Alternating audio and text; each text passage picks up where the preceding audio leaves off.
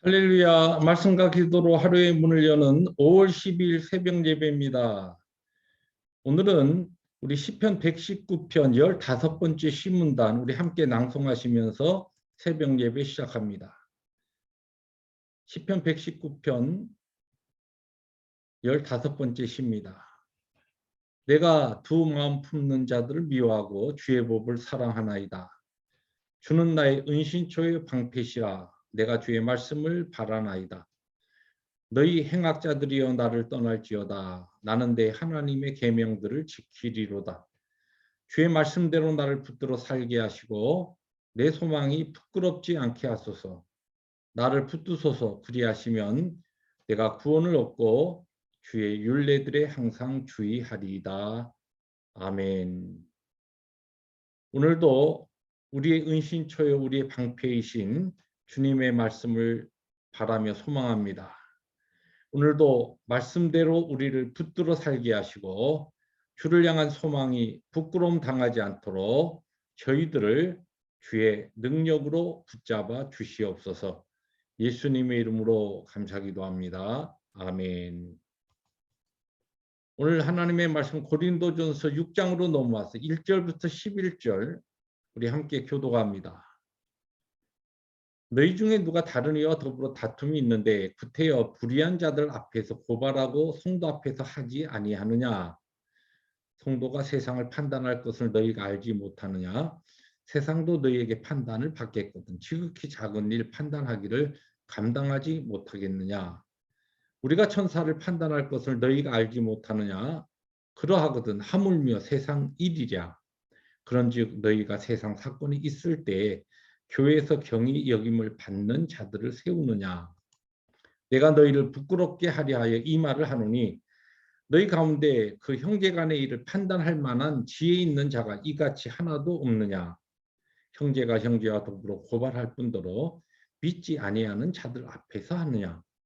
너희가 피차 고발함으로 너희 가운데 이미 뚜렷한 허물이 있나니 차라리 불의를 당하는 것이 낫지 아니하며 차라리 속는 것이 낫지 아니하냐. 너희는 불을 행하고 속이는구나. 그는 너희의 형제로다. 불의한 자가 하나님의 나라를 유업으로 받지 못할 줄을 알지 못하느냐. 미혹을 받지 말라. 음행하는 자나 우상 숭배하는 자나 간음하는 자나 탐색하는 자나 남색하는 자나 도적이나 탐욕을 부리는 자나 술 취하는 자나 모욕하는 자나 속여 빼앗는 자들은 하나님의 나라를 유업으로 받지 못하리라. 11절 함께 봅니다. 너희 중에 이와 같은 자들이 있더니 주 예수 그리스도의 이름과 우리 하나님의 성령 안에서 씻음과 거룩함과 의롭다 하심을 받았느니라. 아멘. 네, 어제는 우리가 고린도전서 5장을 통하여서 고린도기에 있었던 두 번째 이 음행의 문제에 대한 사도 바울의 가르침을 우리들이 함께 나누었습니다. 사도 바울은 이 고린도 교회에 있었던 문제들에 대하여 바로 가르치고 그들을 말씀으로 인도하기 위하여서 첫 번째 이제 편지로 그들에게 하나님의 뜻을 전달하고 두 번째로는 디모데를 고린도에 보내고 세 번째는 직접 이제 때를 얻어서 고린도 교회에 방문함으로써 그들의 문제들을 어떻게 해서든지 바로 해결하고 바른 길로 인도하기 위해서 애써 오는 것을 우리들은 이 고린도 교회와 특별히 그것과 관계된 서신서의 배경을 통하여 우리들이 알 수가 있습니다.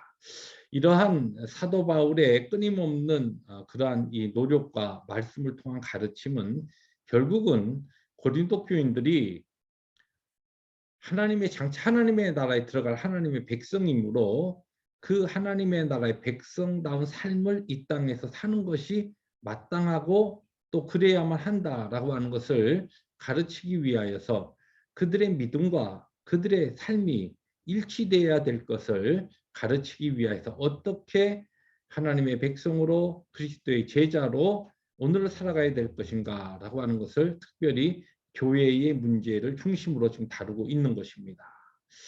근데 오늘 우리가 읽은 본문에는 교회 안에 분쟁이 있을 때 이 분쟁을 어떻게 해결하느냐 이것을 이 분쟁의 문제를 이 교회 안에 성도들과 다투다가 결국 세상 법정으로 가지고 나가는 이러한 문제들에 대해서 사도 바울이 교훈합니다. 먼저 1절부터 5절에 보니까 너희들의 분쟁의 문제를 세상 재판관에 가져가지 말라. 그런 다음에 이제 6절부터 9절까지는 6절부터 8절까지는 오히려 너희들이 억울한 일을 당하고 손해를 보더라도 그러한 문제를 세상으로 가지고 가지 말라. 오히려 너희들이 손해보라 하는 것입니다. 그래서 저는 오늘 이 전체적인 교훈의 중요한 주제를 차라리 손해를 보라 하는 제목으로 그렇게 잡아봤습니다. 그리고 마지막 이제 9절부터 11절까지는 하나님의 나라에 들어가지 못하는 자들이 어떤 자들인가? 너희들의 삶에 이런 것이 있느냐? 이러한 자들은 하나님의 나라에 들어가지 못한다. 그러므로 하나님의 나라에 들어가지 못하는 그와 같은 자로 살지 말고 영광스러운 하나님의 나라에 들어갈 하나님의 백성답게 이 땅을 살아가라.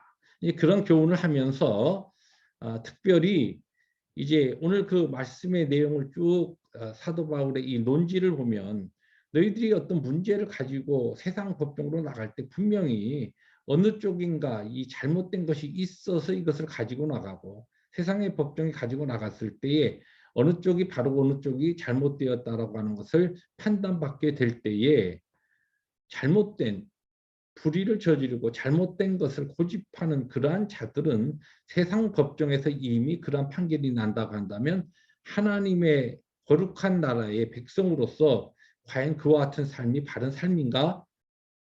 그러한 삶을 사는 자들은 하나님의 나라를 유업으로 받지 못하는 자들이다. 이제 그러한 것을 강력하게 이야기하면서 그렇게 될 바에는 아예 미리 성도 안에서 교회 안에서 그 문제를 참된 하나님의 말씀 앞에 서로를 살피며 또 오히려 교회 안에서 그 문제가 해결되지 않을 때는 내가 손해를 보고 내가 억울한 일을 당하는 그와 같은 일을 내가 오히려 받으면서 하나님의 거룩한 의와 거룩을 공동체 안에 이루어 나가라는 것이 오늘 사도 바울의 주된 가르침입니다. 실제적으로 교회 내 성도들 간에 이 발생하는 많은 갈등과 분쟁의 문제는 뭐 진리를 우리들이 지키기 위해서 아니면 하나님의 영광을 위한 삶을 추구하면서 그것으로 인하여 다른 상반된 의견이 나타나서 일어나는 일은 거의 없지요. 무엇보다도 내 감정적인 문제, 내가 손해보지 않기 위해서 내가 억울하니까 사람들에게 내가 인정받지 못하니까 이 억울함과 내가 당하는 손해를 풀기 위하여서 나타나는 것이 대부분 교회 내 갈등의 문제입니다. 그럴 때 사도 바울은 하나님의 거룩을 위하여 교회가 오히려 세상을 판단해야 하는데 세상이 교회를 판단하는 일을 우리들이 스스로 해서는 되겠는가? 그럴 바에야 우리가 오히려 내가 손해보고 내가 억울한 일을 당하고 내가 불이익을 당함으로써 그러한 희생과 오히려 겸손과 헌신을 통하여 하나님의 공동체, 이 거룩한 공동체에 하나님의 의를 온전히 이루어 가라고 오늘 말씀은 우리에게 증가하고 있습니다.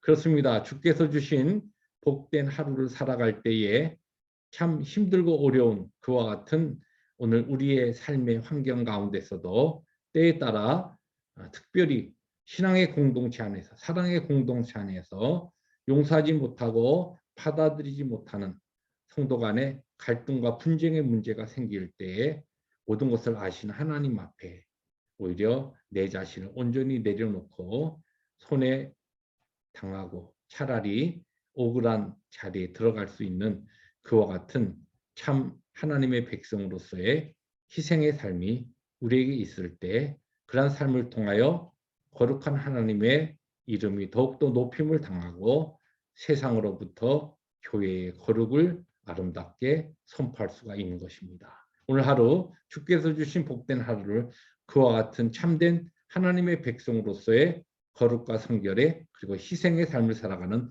우리 모두가 될 수 있기를 주님의 이름으로 축복합니다. 기도하십니다.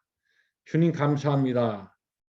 차라리 손해를 보라는 사도 바울의 이 교훈이 오늘 우리의 마음에 참으로 도전과 또한 우리 자신을 살필 때 부끄러움으로 다가옵니다.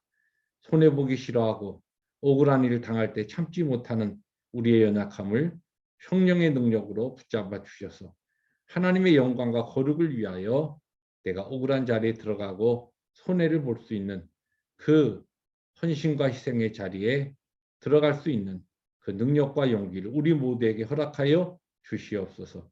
예수님의 이름으로 감사하기도 합니다. 아멘.